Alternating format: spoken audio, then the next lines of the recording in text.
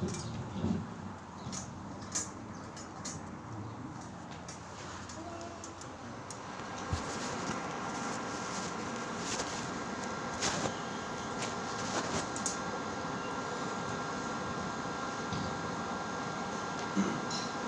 یسوع مسیح کے بابرکت نام میں آپ سب کو سلام۔ ہم خدا باپ کی شکر گزاری کرتے ہیں۔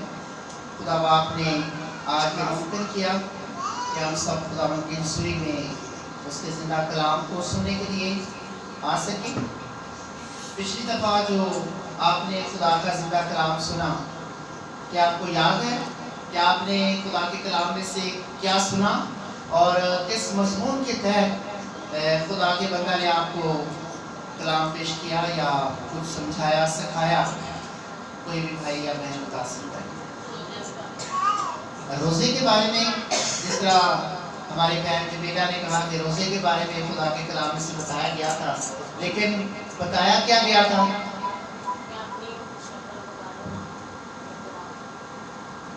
تو ہم نے خدا کے کلام میں یہ سنا تھا کہ ہم جب روزہ رکھتے ہیں تو ہم روزہ ظاہری طور پر نہ رکھیں، ہمارا روزہ دکھاوے کا نہ ہو، بلکہ ہمارا روزہ پوشیدہ۔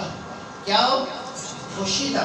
آج ہم خدا یسوع مسیح کے بارے میں بھی کچھ سیکھیں گے۔ متی کی معرفت لکھی گئی انجیل نیا ڈرامہ کہ یسوع مسیح نے کس طرح کا روزہ رکھا، تاکہ ہم یسوع مسیح کے روزے کو بھی اپنی زندگی میں لیں اور سمجھیں کہ یسوع مسیح نے کس طرح کا روزہ رکھا ہے۔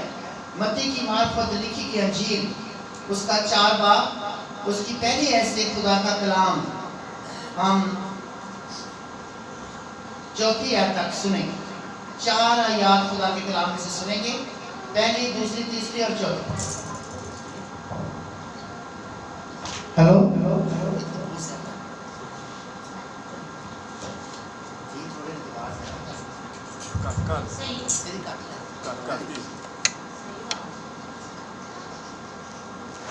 خدا کے زندہ کلام میں سے متی کی معرفت لکھی گئی انجیل اس کا 4 باب کی پہلی حیثیت خدا کا کلام ہم 4 آیت تک سنیں گے۔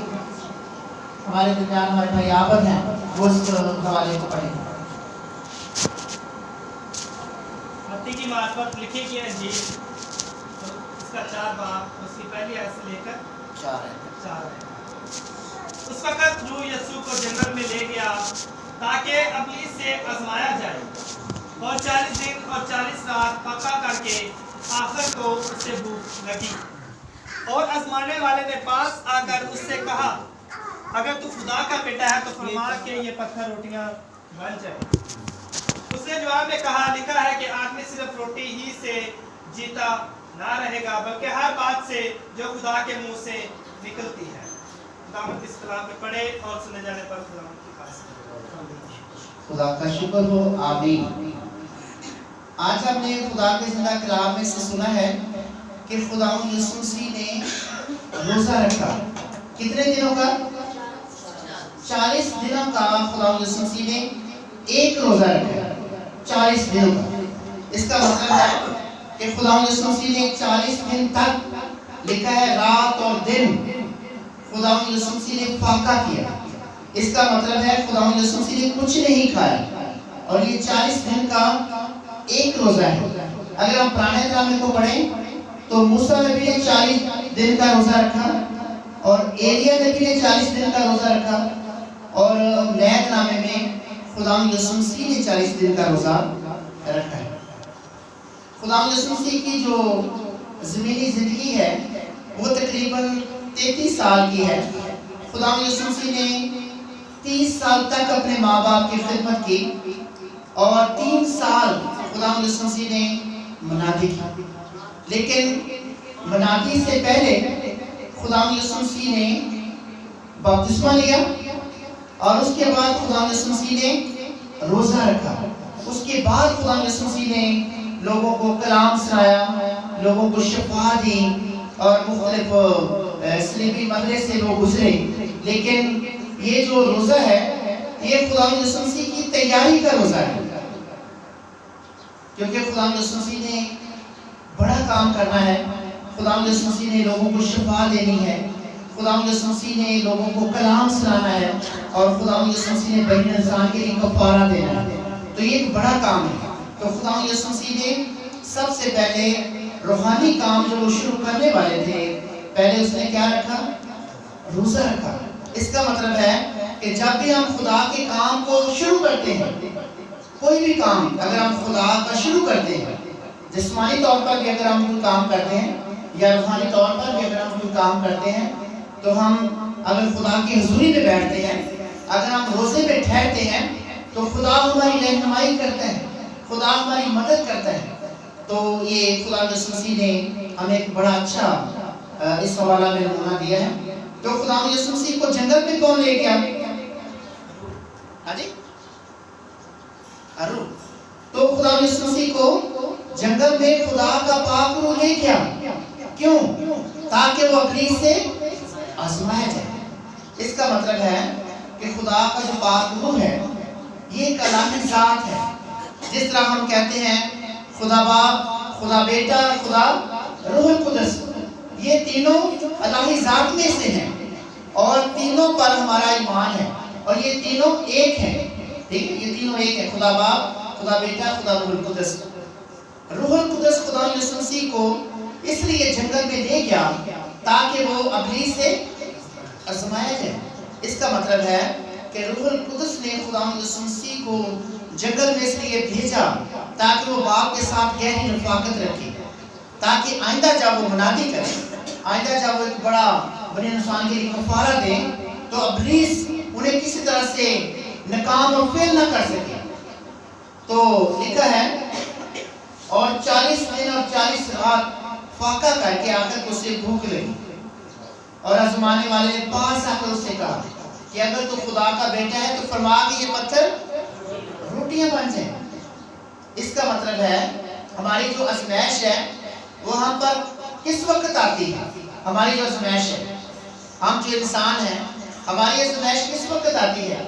کیونکہ یسوع مسیح کی آزمائش اس وقت آئی جب اسے بھوک لگی، جب اسے بھوک لگی۔ تو ہماری آزمائش کس وقت آتی ہے؟ جب بھی اگر کوئی ہمارے بدن کی آزمائش ہو یا ابلیس ہمارے سامنے آئے تو کس وقت ہمیں آزمایا جا سکتا ہے؟ ہاں جی، دکھ تکلیف میں ہماری آزمائش اس وقت آتی ہے جب ہمیں کوئی دکھ ہوتا ہے، جب ہم کبھی کسی پریشانی میں ہوتے ہیں، اور ہماری آزمائش اس وقت آتی ہے جب ہمارے بدن کو کسی چیز کی ضرورت ہوتی ہے، جب ہمارے بدن میں مثال کے طور پر ہمیں بھوک لگی ہے، ہمیں پیسے کی ضرورت ہے، تو ہمارے سامنے کوئی آزمائش آ سکتی ہے، لیکن ہم اپنی آزمائش میں کامل رہیں، کیونکہ خدا یسوع مسیح بھی کامل رہیں۔ جب ہمارے بدن میں کوئی آزمائش نہیں یا ہماری بدنی کو ضرورت نہیں تو ہمیں آزمایا بھی نہیں جا سکتا، تو اس لیے خدا یسوع مسیح کو بھی آزمایا گیا۔ جذبات میں کرنے کے لیے لفظ استعمال کیا جا رہا ہے، اگر تو خدا کا بیٹا ہے۔ کس نے کہا؟ ابلیس نے۔ ابلیس نے کہا اگر تو خدا کا بیٹا ہے۔ کیا ابلیس کو پتہ نہیں تھا کہ یسوع مسیح خدا کا بیٹا ہے؟ ابلیس کو علم تھا، ابلیس کو سب کچھ پتا تھا، لیکن ابلیس نے کیوں کہا کہ اگر تو خدا کا بیٹا ہے تو فرما کہ یہ پتھر روٹیاں بن۔ کیوں کہا؟ کیونکہ ابلیس کو تو ویسے پتا ہے کہ یسوع مسیح خدا کا بیٹا ہے۔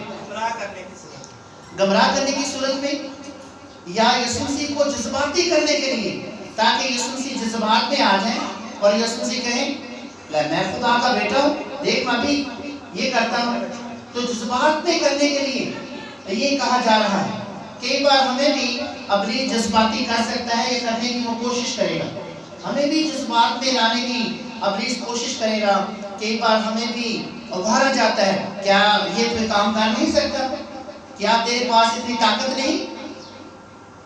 کبھی کبھی اگر ہماری لڑائی ہو جائے تو کئی ایسے ہمارے عزیز بہن بھائی ہیں، وہ کہتے ہیں برداشت کرو۔ کیا کرو؟ برداشت کرو۔ کبھی کبھی کئی ہمارے بہن بھائی کہتے ہیں اگر آج آپ خاموش رہے تو یہ تو آپ کے اوپر آ جائے گا، یہ تو آپ کے پریشر آپ کا پر پڑ جائے گا۔ تو کئی لوگ ہمیں غلط مشورے دیتے ہیں، کئی لوگ ہمیں جذباتی بناتے ہیں۔ آپ کے والدین تو بڑے دلیر تھے، آپ تو خاموش ہو گئے، آپ نے تو کوئی بات نہیں کی ان سے۔ تو ہمیں بھی جذباتی کرنے کی کوشش کی جاتی ہے، لیکن ہم کیا کریں؟ برداشت کریں، یا ہم دیکھیں کہ ابلیس ہمیں کیوں جذباتی کر رہا ہے۔ تو خدا یسوع مسیح نے ابلیس کی بات کو سنا تو یسوع مسیح نے کہا، اس نے جواب میں کہا، لکھا ہے کہ آدمی صرف روٹی ہی سے جیتا نہ رہے گا بلکہ ہر ایک بات جو خدا کے منہ سے نکلتی ہے۔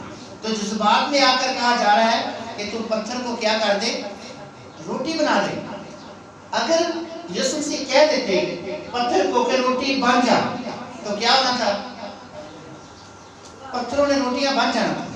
لیکن یسوع مسیح نے پتھر کو یا پتھروں کو روٹیاں نہیں بنائی، کیونکہ خدا یسوع مسیح اپنے باپ کی تابعداری کرنا چاہتے تھے۔ کس کی؟ اپنے باپ کی۔ تو ہم بھی اپنے باپ کی تابعداری کریں۔ لیکن ابلیس ہمیشہ دنیا میں رہتے ہوئے ابلیس یہ چاہتا ہے کہ ہم ابلیس کی تابعداری کریں۔ کس کی؟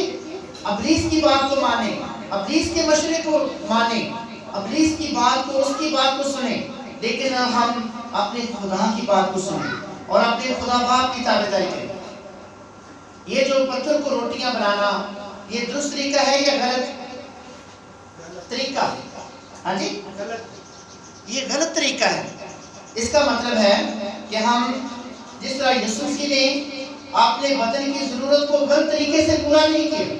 اگر خدا یسوع مسیح چاہتے تو وہ پتھر کو روٹی بنا سکتے تھے اور وہ اپنے بدن کی ضرورت کو، اپنے بدن کی جو بھوک تھی اسے بجھا سکتے تھے، لیکن یسوع مسیح نے ایسا نہیں کیا۔ اس کا مطلب ہے کہ ہم اپنی ہر ایک ضرورت جو ہمارے بدن کی ہے، ہمارے گھر کی جو ضرورت ہے، ہم اسے غلط طریقے سے استعمال نہ کریں، اسے پوری نہ کریں۔ دیکھیں کہ کلام میں لکھا ہے کہ ہم سچائی کے ساتھ چلیں۔ کس کے ساتھ؟ کلام میں لکھا ہے سچائی تم کو آزاد کرے گی۔ اور یسوع مسیح اکثر جب کلام کرتے تھے تو وہ کہتے تھے، میں تم سے سچ سچ کہتا ہوں۔ تو خدا یسوع مسیح نے اپنے لوگوں کو بھی یہ نصیحت کی کہ سچائی کے ساتھ چلیں۔ تو ابلیس کیا کہتا ہے؟ سچائی کے ساتھ چلو یا کسی اور طریقے سے؟ ہاں جی، ابلیس کہتا ہے جھوٹ بولو، ابلیس کہتا ہے بے ایمانی کرو، ابلیس کہتا ہے دھوکہ بازی کرو، لیکن خدا کہتا ہے سچ بولو۔ اس کا مطلب ہے کہ ہم غلط طریقے سے اپنی ضرورت کو پوری نہ کریں۔ اگر پاکستان میں دیکھا جائے، اگر کئی لوگ ایسے ہیں جو چور بن جاتے ہیں، ڈکیت بن جاتے ہیں، تو اگر ان سے پوچھا جائے تو وہ کہتے ہیں ہمارے جو بچے ہیں وہ بھوکے گھر میں بیٹھے، ہمارے پاس یہ نہیں، ہمارے پاس کاروبار نہیں، ہمارے پاس پیسہ نہیں، ہم مجبوری کے ساتھ یہ کام کر رہے ہیں۔ تو ابلیس ہمیشہ غلط طریقے سے وہ چاہتا ہے کہ ہم اپنی ضرورت کو پورا کریں، ہم غلط طریقے سے پیسہ کمائیں، لیکن خدا ایسا نہیں کہتا۔ خدا کہتا ہے کہ ہم درست طریقے سے اپنے بدن کی، اپنے بچوں کی، اپنے گھر کی ضرورت کو کیا کریں؟ پورا کریں۔ تو یسوع مسیح نے اپنے باپ کی تابعداری کی اور یسوع مسیح نے کہا کہ آدمی صرف روٹی ہی سے جیتا نہ رہے گا۔ ہمارا جو زندہ رہنا ہے یہ روٹی ہے یا خدا کا کلام ہے؟ ایک بار ہم کہتے ہیں اگر روٹی نہ ملی تو پتہ نہیں کیا ہو جائے گا۔ ہماری جو زندگی ہے روٹی میں ہے یا خدا کے کلام میں؟ لیکن اس کا مطلب یہ ہے کہ ہم زیادہ بھروسہ اپنی خوراک پر نہ کریں کہ ہم خوراک سے زندہ ہیں۔ یہ خوراک ہمارے بدن کی ضرورت ہے، یہ خوراک ہمارے بدن کی قوت ہے، لیکن ہمارا جو زیادہ بڑا ایمان ہے وہ خدا کے کلام پر ہونا چاہیے۔ ایک سوال ہے آپ سے، ہمیں روٹی کے لیے زندہ رہنا ہے یا زندہ رہنے کے لیے روٹی کھانی ہے؟ زندہ رہنے کے لیے، زندہ رہنے کے لیے روٹی کھانی ہے۔ درست جواب ہے بھائی کا؟ تو واقعی بھائی آبر کے لیے تعریف جا سکتے ہیں۔ اس کا میں آپ کو مطلب ہی سمجھا دیتا ہوں۔ اگر ہم روٹی جو ہے وہ ہم عام ضرورت سے زیادہ کھاتے ہیں، مثال کے طور پر گھر میں تو نہیں کھاتے، لیکن جب ہم شادی بیاہ میں جاتے ہیں تو ہم اپنی ضرورت سے زیادہ روٹی کھاتے ہیں، تو ہم سوچتے ہیں چل آج وقت ہے کہ آج ہم کچھ زیادہ کھا لیں۔ تو اس کا کیا مطلب ہوا؟ عام روٹین میں ہم ضرورت کے مطابق کھاتے ہیں، لیکن جب ہم کسی پروگرام میں ہوتے ہیں اس وقت ہم بھول جاتے ہیں کہ ہمارے دوسرے عزیز بہن بھائی بھی ہیں. کئی بار جب ہمیں پہلے موقع دیا جاتا ہے تو ہم پہلے ہی پلیٹ اپنی جو ہے وہ بھر لیتے ہیں. تو ہم دوسروں کے لیے بھی سوچیں، کیونکہ یہ جو خوراک تیار ہو چکی ہے یہ سب کے لیے ہے، نہ کہ صرف میرے لیے. اس کا مطلب ہے کہ ہم مناسب خوراک کو استعمال کریں، کیونکہ ہماری جو زندگی ہے، ہماری جو قوت ہے وہ کھانے پینے میں نہیں بلکہ خدا کے کلام میں ہے. کیونکہ لکھا ہے آدمی صرف روٹی ہی سے جیتا نہ رہے گا بلکہ ہر بات سے جو خدا کے منہ سے نکلتی ہے. اس کا مطلب ہے خدا کے کلام میں زندگی ہے، خدا کے کلام میں ہماری قوت ہے، خدا کے کلام میں ہماری شفا ہے. کیونکہ کلام یوحنا کی انجیل میں لکھا ہے جو میرے کلام کو سنتا ہے اور میرے بھیجنے والے کا یقین کرتا ہے ہمیشہ کی زندگی اس کی ہے. جو میرے کلام کو کیا کرتا ہے؟ سنتا ہے. اس کا مطلب ہے جو خدا کا کلام ہے یہ ہماری زندگی ہے. تو ہم زیادہ خدا کے کلام کو اپنی زندگیوں میں اپنائیں. دعائے ربانی میں خدا یسوع مسیح نے اپنے شاگردوں کو سکھایا ہمارے روز کی روٹی آج ہمیں دے. تو زیادہ تر لوگ اس کو کس طرح سمجھتے ہیں؟ زیادہ تر ہمارے مسیح بہن بھائی یہ سمجھتے ہیں کہ روز کی روٹی مانگی گئی ہے، کہ روز کی خوراک مانگے خدا سے اور روز کی اپنی ضرورت کو مانگے. لیکن اس کا روحانی مطلب یہ ہے، اس کا یہ مطلب ہی نہیں کہ ہم ضرورت کے مطابق خدا سے نہ مانگیں. اس کا مطلب یہ بھی ہے کہ اگر ہمیں 100 روپے کی ضرورت ہے تو ہم خدا سے 100 روپیہ مانگیں. اگر ہمیں 1000 روپے کی ضرورت ہے تو ہم خدا سے 1000 روپیہ مانگیں، لیکن مانگیں اپنی ضرورت کے مطابق. تو خدا ہماری ضرورت کو کیا کرتا ہے؟ پوری کرتا ہے. لیکن خدا اپنے لوگوں کی خواہش پوری نہیں کرتا. یہ بھی میں آپ کو بتانا چاہتا ہوں، ہماری جو خواہش ہے وہ بڑی سے بڑی ہو سکتی ہے.